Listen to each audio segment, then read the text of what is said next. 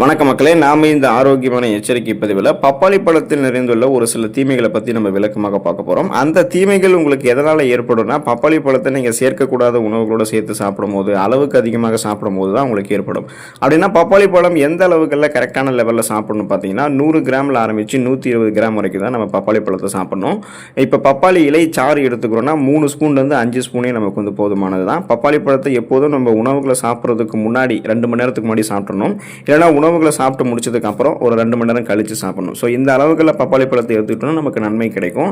ஆனால் இதை விட அளவுக்கு அதிகமாக எடுத்துக்கொள்ளும் போது, பப்பாளியுடன் சேர்க்கக்கூடாத உணவுப் பொருட்களை எடுத்துக்கொள்ளும் போதெல்லாம் நமக்கு அதோட சேர்த்து எடுத்துக்கொள்ளும் போது கடினமான பக்க விளைவுகள் ஏற்படும். அதை பற்றி விளக்கமாக பார்ப்போம். பார்க்கறதுக்கு முன்னாடி இந்த வீடியோவுக்கு மட்டும் ஒரு லைக் கொடுத்துட்டு அந்த தகவலை உங்களுக்கு தெரிஞ்சவங்களுக்கும் ஷேர் பண்ணிவிடுங்க. இது போன்ற அப்டேட்ஸ்கள் நீங்கள் தொடர்ந்து பார்க்குறதுக்கு நம்மளுடைய ஹெல்த் நியூஸ் தமிழ் சேனலை மறக்காமல் சப்ஸ்கிரைப் பண்ணி பக்கத்தில் இருக்கக்கூடிய பெல் பட்டனையும் கிளிக் பண்ணி ஆல் அப்படின்ற ஆப்ஷனை செட் பண்ணி சப்போர்ட் பண்ணுங்கள். அப்போ தான் உங்களுக்கு எல்லா அப்டேட்ஸும் நோட்டிஃபிகேஷனோட வந்து சேரும். வாங்க இப்போ வீடியோக்குள்ளே போயிடலாம். ஸோ பப்பாளி பழத்தை வந்து நீங்கள் பால் மற்றும் பால் பொருட்களோட முதல்ல சேர்த்து சாப்பிட்றதை நிறுத்திக்கோங்க. பால் பொருட்கள் மற்றும் பப்பாளி பழத்தை ஒன்றாக சாப்பிடுவது செரிமான பிரச்சனைகளை உங்களுக்கு வந்து ஏற்படுத்தும். பப்பாளி பழத்தில் இருக்கக்கூடிய அமிலேஸ் மற்றும் பப்பைன் அப்படின்னு சொல்லக்கூடிய என்சைம்கள் பால் பொருட்களினுடைய செரிமானத்தை பாதிக்கும். இதனால் உங்களுக்கு அசௌகரியம் ஏற்படும். சிலர் பாலில் இருக்கக்கூடிய சத்தும் பப்பாளியில் சேர்ந்து எடுக்கலாம் அப்படின்னு சொல்லிட்டு பாலையும் பப்பாளியும் சேர்த்து ஜூஸ் ஆகி குடிக்கக்கூடிய பழக்கம் அவங்களுக்கு இருக்குது. ஆனால் பாலில் மட்டும் கிடையாது. பால்லேருந்து பெறக்கூடிய தயிர், யோகாட், வெண்ணெய், இது போன்ற நிறைய மில்க் ப்ராடக்ட்ஸ், பால் சம்பந்தமான பொருட்களோட பப்பாளியை வந்து சேர்க்கக்கூடாது. அப்படி நீங்கள் சேர்த்தீங்கன்னா ஒருவேளை அது உங்களுக்கு வயிறு வலி உபாதைகளை வந்து அதிகரிக்கலாம். வயிற்று உபாதைகள், அந்த வயிற்று வலி, வயிற்று உப்புசம், வாயு பிரச்சனை, சீரற்ற குடல் இயக்கம், இந்த மாதிரிலாம் நிறைய டைஜஷன் ப்ராசஸில் உங்களுக்கு ப்ராப்ளம் ஏற்பட்டுக்கிட்டே இருக்கும். அது ஒட்டுமொத்த செரிமான மண்டலத்தையுமே பாதிக்கும். அதனால் நீங்கள் கவனமாக இருக்க வேண்டியது ரொம்ப ரொம்ப அவசியம். பப்பாளி பழத்தோட புரத உணவுகள் நீங்கள் வந்து எடுத்துக்கொள்ளக்கூடாது. புரோட்டீன் ஃப்ரூட்ஸோட நீங்கள் பப்பாளி பழத்தை வந்து சாப்பிடக்கூடாது. பப்பாளி பழத்தில் இருக்கக்கூடிய பப்பைன் அப்படின்ற அந்த என்சைம் வந்து சில புரதங்களை வந்து ஜீரணிக்க விடாமல் தடுக்கலாம். எனவே பப்பாளி வந்து நீங்கள் சாப்பிடும்போது அதிக புரதம் இருக்கக்கூடிய உணவுகளை சாப்பிடாம தவிர்க்கிறது நல்லது. குறிப்பாக அதிக புரதம் இருக்கக்கூடிய உணவுகள் அப்படின்னா இந்த high protein foods, for example இப்போ இந்த இறைச்சிகள், அதாவது இந்த கோழி இறைச்சி, ஆட்டு இறைச்சி, பன்றி இறைச்சி, இந்த மாதிரி சுழற்சி அடிப்படையில் நம்ம அதிகமாக சாப்பிட்றது, மீன், முட்டை இதெல்லாம் எடுத்துக்கிறது, இந்த மாதிரி நான்வெஜ் ஃபுட்ஸ், ப்ரோட்டீன்ஸ் அதிகமாக இருக்கக்கூடிய ஃபுட்ஸ் எல்லாம் நம்ம பப்பாளி பழத்தோட சேர்த்து சாப்பிடக்கூடாது. இப்படி சாப்பிட்டோம் அப்படின்னா நமக்கு வந்து செரிமான பிரச்சனைகள் வந்து அது வந்து உண்டு பண்ணும். வயிற்று உப்புசம், நெஞ்சு எரிச்சல், இந்த மாதிரி தொந்தரவுகள் எல்லாத்தையுமே அது உங்களுக்கு ஏற்படுத்தும். குறிப்பாக செரிமான பிரச்சனை இருக்கிறவங்கலாம் கவனமாக இருக்கணும். இப்போ உங்களுக்கு செரிமான பிரச்சனையே இல்லை அப்படின்னா நீங்கள் அந்த அதிக புரதம் இருக்கக்கூடிய உணவுகளோட பப்பாளி பழத்தை சேர்த்து சாப்பிட்டீங்கன்னா செரிமான பிரச்சனை ஏற்படும். ஆனால் உங்களுக்கு ஆல்ரெடி செரிமானம் சார்ந்த பிரச்சனைகள்லாம் இருக்குது அப்படின்னா அது இன்னும் கடுமையான அளவுக்கு அந்த செரிமானம் சார்ந்த பிரச்சனைகளை அதிகப்படுத்திடும். அதனால் ரொம்ப கவனமாக இருக்கணும்.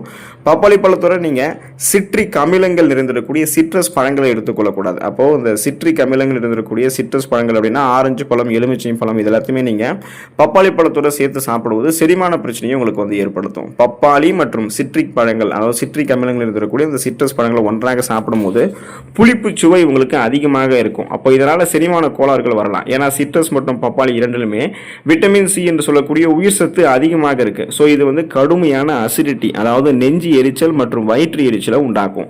பப்பாளியை நீங்கள் ஃப்ரூட் சாலட்டாக எடுக்கும்போது சிட்ரஸ் பழங்களோட மட்டும் சேர்த்து சாப்பிட்றத தவிர்த்துக்கோங்க. மற்ற பழங்களோட நீங்கள் சேர்த்து சாப்பிடலாம். அதில் எந்த பிரச்சனையும் கிடையாது. பப்பாளி பழம் மற்றும் வெள்ளரிக்காய் வந்து சேர்த்து எடுத்துக்கலாமான்னு கேட்டீங்கன்னா கன்ஃபார்ம் நீங்கள் சேர்க்கக்கூடாதுங்க மக்களே. இப்போ பப்பாளி மற்றும் வெள்ளரிக்காய் வந்து இரண்டுமே தனித்தனியாக பார்க்கும்போது அற்புதமான மருத்துவ நன்மைகளை கொண்டிருக்கும். ஆனால் இரண்டையுமே நீங்கள் ஒன்றாக சாப்பிடுவது அப்படின்றது உடல் ஆரோக்கியத்தை பாதிக்கத்தான் செய்யும். வெள்ளரிக்காய் வந்து அதிக அளவு நீர் சத்து கொண்டு இருக்கு. இது பப்பாளியோட நீங்கள் சேர்க்கும் போது செரிமானம் சார்ந்த பிரச்சனைகள் உங்களுக்கு வந்து வரலாம். குறிப்பாக வயிற்று உப்புசம், வாயு, வயிற்று வலி மற்றும் வயிற்றுப்போக்கு உங்களுக்கு ஏற்படலாம். அதனால் இரண்டையுமே நீங்கள் ஒன்றாக அல்லது குறைந்த நேர இடைவெளியில் எடுக்க வேண்டாம். காலையில் வெள்ளரிக்காய் சாலட் எடுத்துக்கிட்டிங்கன்னா ஒரு 2 மணி நேரம் 3 மணி நேரத்துக்கு அப்புறம் அதை கழித்து அதுக்கப்புறம் நீங்கள் பப்பாளி சாப்பிட்லாம். ஸோ இந்த கால இடைவெளி வந்து ரொம்ப ரொம்ப முக்கியம். இது இல்லாமல் உடனே சாப்பிட்டீங்க அப்படின்னா டைஜஷன் ப்ராசஸ் வந்து உங்களுக்கு கடுமையான அளவுக்கு பாதிக்கப்படும். ஞாபகம் வச்சுக்கோங்க.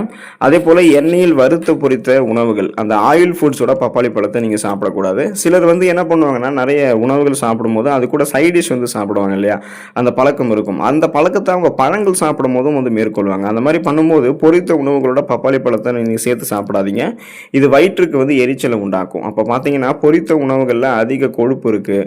பப்பாளியோட இதை வந்து நீங்கள் சேர்க்கும்போது செரிமானமின்மை மற்றும் வயிற்று அசௌகரியத்தை இது ஏற்படுத்தும். பொதுவாக வறுத்த உணவுகளை வந்து தவிர்க்க வேண்டும் அப்படின்ற சூழலில் அதோட பழங்களை தவிர்க்கிறது பாதுகாப்பானது. ஏன்னா ஏற்கனவே ஆயில் ஃபுட்ஸ் எல்லாம் எண்ணெயில் வறுத்து பொரித்த உணவுகளை எடுத்துக்கொள்ளக்கூடாது. அதுவே ஆரோக்கியம் மற்றது தான். அது கூட போயிட்டு நம்ம பப்பாளி பழத்தெல்லாம் சேர்த்தோம்னா இன்னும் அது வந்து ஆரோக்கியம் இல்லாமல் தான் போகும். அதனால் கவனமாக நம்ம இருக்கணும். காரமான உணவுகளோட அந்த ஸ்பைசி ஃபுட்ஸோட பப்பாளி பழத்தை நம்ம சேர்க்கக்கூடாது. ஏன்னா என்ன பேர் என்ன நினைப்பாங்கன்னா, காரமான உணவுகள் வந்து நம்ம சாப்பிட்டுட்டு நம்ம பழங்களை சாப்பிட்டோம்னா உடனே அந்த காரம் வந்து நமக்கு தணிக்கப்படும் அப்படின்னு நினச்சிட்டு எடுத்துக்குவாங்க. காரமான உணவுகளோட அல்லது அந்த காரமான உணவுகளை சாப்பிட்டு முடிச்சதும் பழங்கள் உங்களுக்கு வந்து சாப்பிடணும் அப்படின்னு தோணுச்சுன்னா பப்பாளி பழம் தவிர மற்ற பழங்களை சாப்பிடுங்க.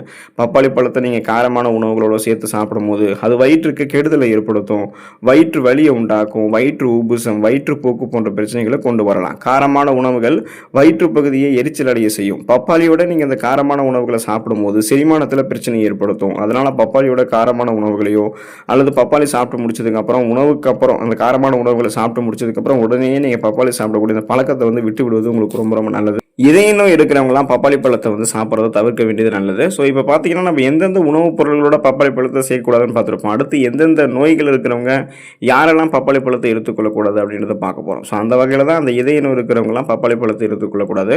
பப்பாளி இதயத்தை வந்து என்னதான் ஆரோக்கியமாக வைத்திருக்கும் அப்படின்னு சொன்னாலுமே இதய நோயால் பாதிக்கப்பட்டவர்களும் பப்பாளி பழம் சாப்பிடாமல் இருக்கிறது நல்லது. அதுக்கான காரணம் என்னன்னு கேட்டிங்கன்னா, பப்பாளியில் வந்து சயனோஜெனிக் கிளைகோசைடுகள் அப்படின்ற அந்த அமினோ அமிலங்கள் வந்து சிறிய அளவில் இருக்குது.